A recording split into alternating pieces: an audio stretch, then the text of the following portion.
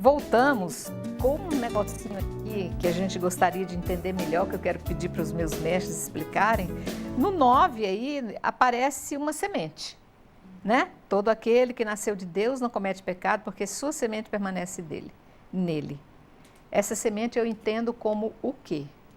A semente aqui é o Espírito de Deus, o Espírito Santo, que nos fortalece para produzir frutos. Por isso que a condição é semente. Ou seja, nós é que vamos permitir que esse Espírito Santo produza em nossa vida os frutos necessários para nos afastar desse pecado, para nos manter aí verdadeiramente como filhos de Deus, reconhecendo esse poder de Jesus Cristo na nossa vida. Então, é uma semente porque vai depender de mim. Se esse meu campo, que é a minha vida, vai permitir que esse Espírito Santo produza ou não. Né? Então, por isso que ele não dá a condição da árvore, do fruto já. É uma condição única e exclusivamente dependente da nossa vida, da nossa condição de querer ou não isso acontecer. É uma condição em potencial. É Isso. Tudo aquilo que está dentro da semente, eu tenho condições de trazer à tona dependendo de mim. Isso. Se eu deixar que germine, todo esse poder do Espírito Santo estará em mim. Isso, por isso que aí no 10 ele fala, quem permitiu que essa semente brote, será reconhecido como filho de Deus. Tá. Aquele que não produz esses frutos, serão aqueles que são filhos do diabo, porque não pratica e a justiça não é de Deus, Certo. nem ama o seu irmão. Tá, então nós vamos seguir um pouquinho mais, você que está com a Bíblia aí, vamos ler do versículo 11 até o 18, porque a gente vai entrar numa segunda condição que João vai colocar aqui nessa sua epístola.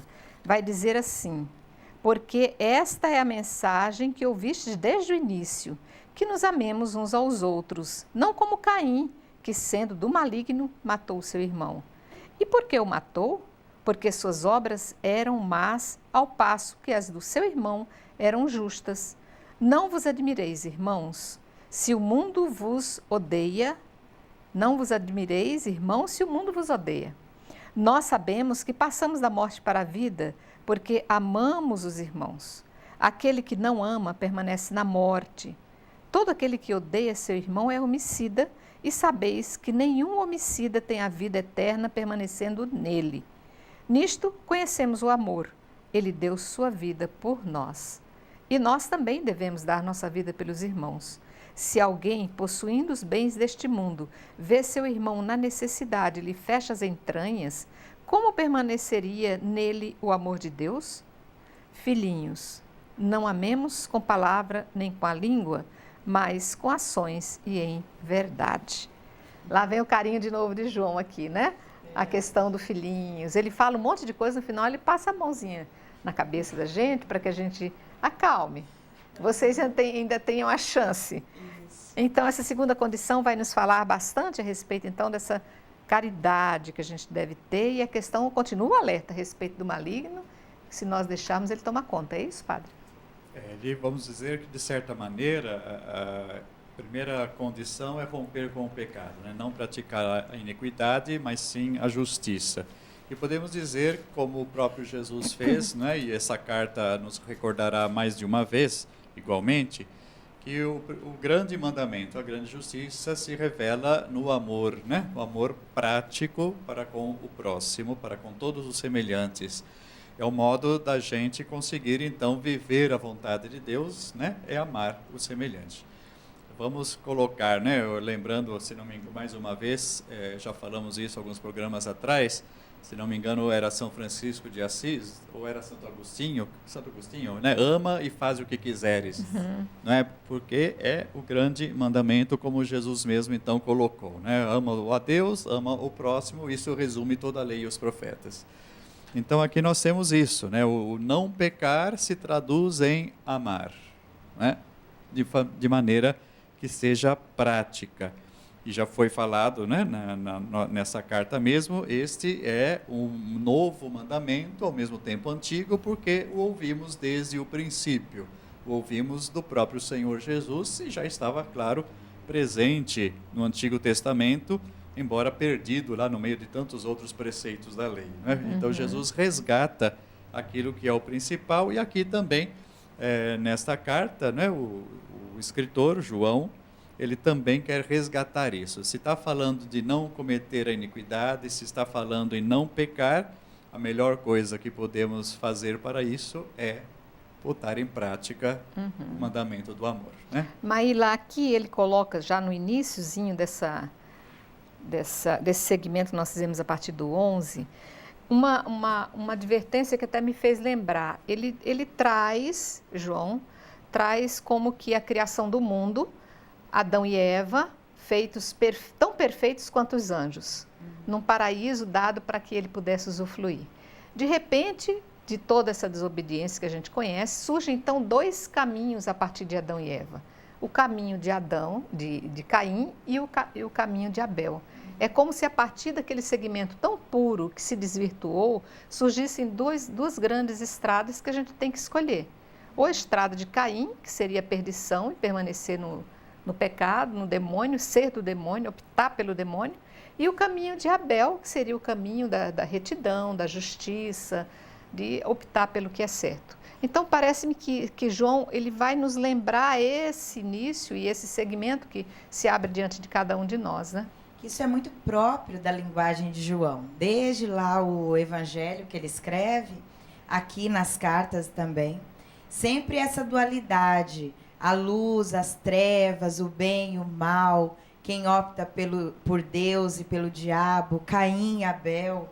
Mas isso, apesar de ter essa dualidade no mundo, nós, como filhos de Deus, resgatados por Cristo, nós temos todas as condições necessárias para buscar o verdadeiro caminho, o caminho que nos leva à vida, que é essa luz, que é esse Deus, que é essa conversão, que é o rompimento com esse pecado. E aqui, muito claramente, do 11 ao 18, ele quer nos lembrar que o amor, ele não é um discurso, mas ele é uma prática. Não adianta falar do amor como algo bonito, por isso que ele diz lá, não fale do amor somente com a língua, com o discurso, mas com as palavras, com as atitudes. Então, ele quer nos colocar aqui, não adianta dizer que ama, se nós não olhamos para o nosso próximo, para o nosso irmão, para fazer nada, no sentido de resgatá-lo, de ajudá-lo, de buscar fazer com que esse amor se coloque na prática. Porque isso se torna vazio.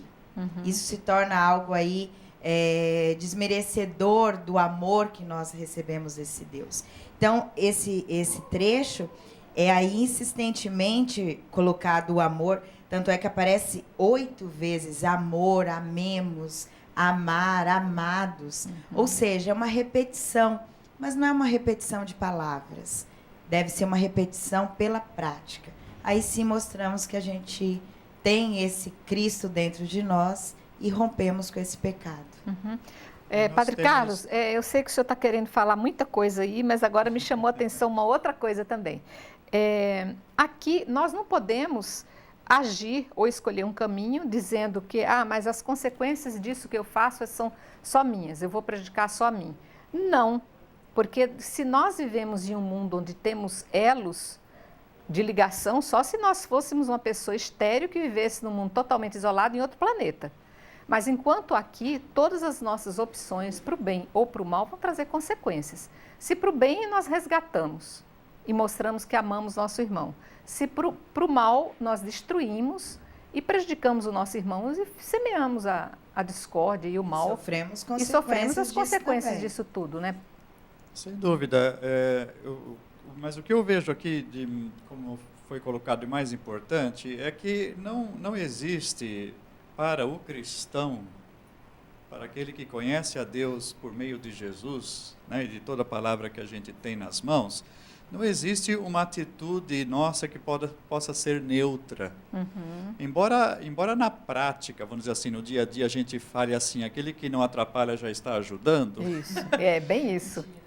Na prática, é o jargão popular. Até que tem coisas que são assim, vamos dizer, né? Mas para o cristianismo, em relação ao amor, isso não existe. Eu não posso dizer, eu não estou atrapalhando ninguém, então já está bom.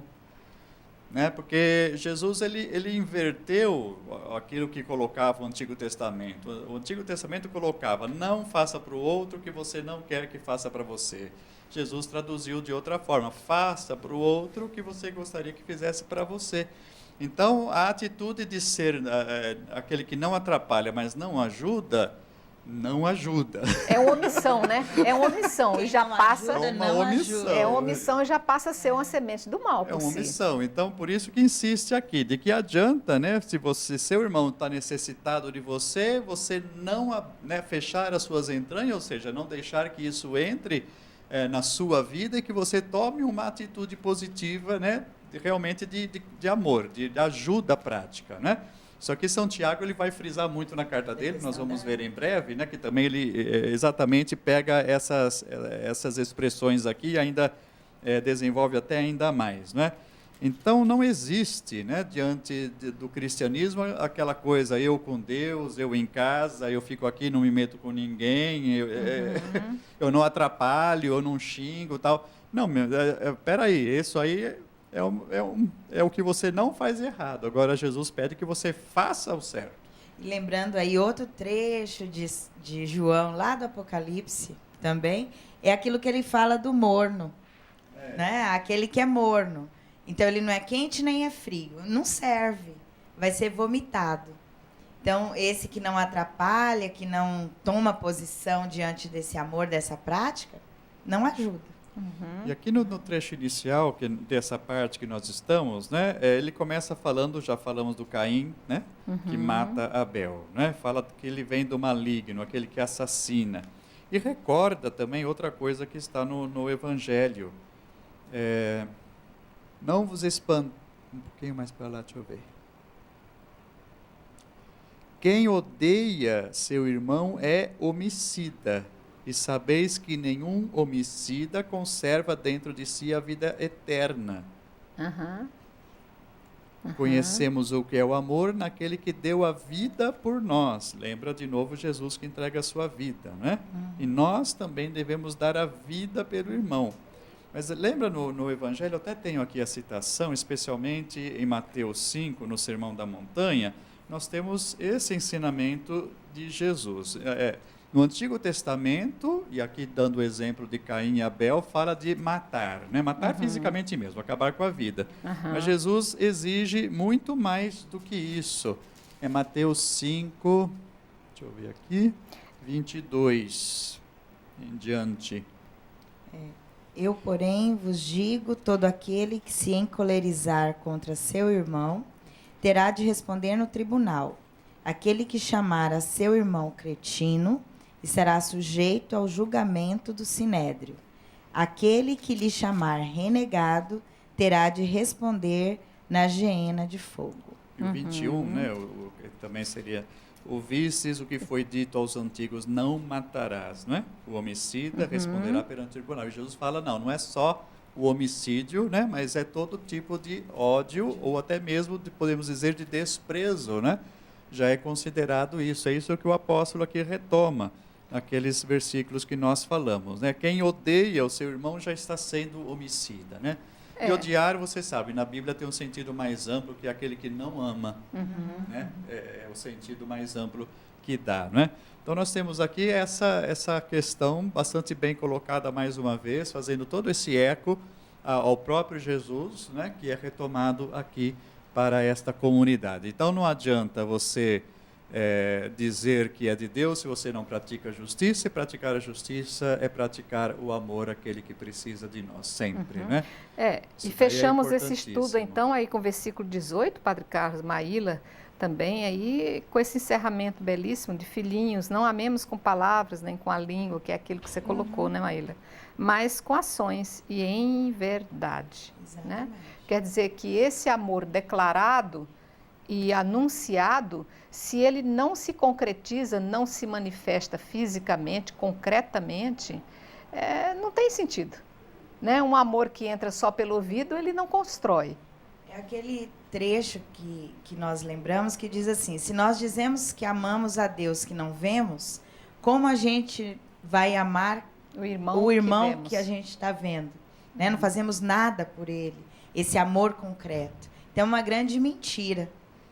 É uma grande mentira dizer que ama a Deus que a gente não vê e o que a gente está aí do nosso lado, a gente é incapaz de amar. Eu falei do amor que entra pelo ouvido e não constrói, mas tem um amor que realmente constrói pelo ouvido quando você, com palavras, com força, com ânimo, você incentiva aquele que está decaído. Tanto é que existem serviços de telefonia que incentivam o amor, levanta o astral, tantos trabalhos que são feitos, né? Para aqueles que estão se sentindo totalmente entregues, já não tem mais coragem para erguer. A gente fala que aquele que entra pelo ouvido, nesse sentido realmente, daquele que só usa da balela, da fala, da falácia, sem nada muito específico, muito construtivo, muito concreto, né? Padre Carlos, encerramos então esse diálogo do amor de São João, pelo menos nesse programa de hoje? Temos mais coisas aí para descobrir. Ficou bem enfática a questão do Caim e do Abel, que realmente são dois segmentos que até hoje têm aberto diante de nós esse caminho largo e que é tão difícil a gente fazer uma escolha, né? Que às vezes o caminho de Caim se reveste de uma possibilidade tão fácil, tão bonita, tão tentadora, que às vezes a gente embarca no caminho errado por sedução. É bom a gente ainda recordar aqui que a situação que estão vivendo as comunidades joaninas é já de uma separação entre elas. As demais cartas, como falamos, vai retomar isso, e lá fala de que por questão de competitividade entre várias lideranças de umas comunidades e outras, começou a acontecer que irmãos de uma comunidade não recebiam mais, não acolhiam mais, não hospedavam mais irmãos de outras comunidades por causa dessas rixas internas entre comunidades. Aqui está falando, né, a respeito dessas coisas também. Ali no versículo 13 e 14, que também tem eco do Evangelho de João, coloca: não vos espanteis, irmãos, se o mundo vos odeia, né, falando do homicídio e de ódio, né? Sabemos que passamos da morte para a vida quando amamos o irmão. E quem não ama permanece na morte. Só para a gente rever aqui no Evangelho de João, capítulo 15, 18 em diante, nos discursos da ceia de Jesus, ele tem essa mensagem, né? Então é João 15, o Evangelho de João 15, versículo 18 em diante. Se o mundo vos odeia... Não vos deixarei órfãos, é isso? Um pouquinho. Se o mundo vos odeia, sabei que primeiro odiou a mim. Se fosseis do mundo, o mundo amaria o que é seu. Mas como não sois do mundo, eu vos escolhi tirando-vos do mundo, por isso o mundo vos odeia. E assim por diante. Depois ele vai lembrar, né? Um servo não é mais do que o seu senhor. Então, essa questão entre aqueles que odeiam as coisas de Deus, né, porque preferem as coisas do mundo, está aqui refletido. Nós, quando optamos, né, por um caminho que busca a santidade pela porta estreita, acabamos por incomodar, né, as pessoas, porque elas se veem, de alguma maneira, acusadas nisso. E, por sua vez, né, também vem contra aqueles que tentam viver a sua fé. Então aqui tudo isso começa a ser refletido, né? Mas qual é a nossa reação diante daqueles que possam nos odiar ou nos renegar como a Jesus? É uma resposta de amor também. Ok, gente, nós estamos assim já finalizando o nosso programa de hoje. Agradeço a vocês, a presença, a participação. Agradecer a Maíla, obrigada por mais uma vez estar aqui colaborando conosco. Padre Carlos, mais uma vez, muito obrigada. E contamos com você no nosso próximo programa Páginas da Vida. Até lá!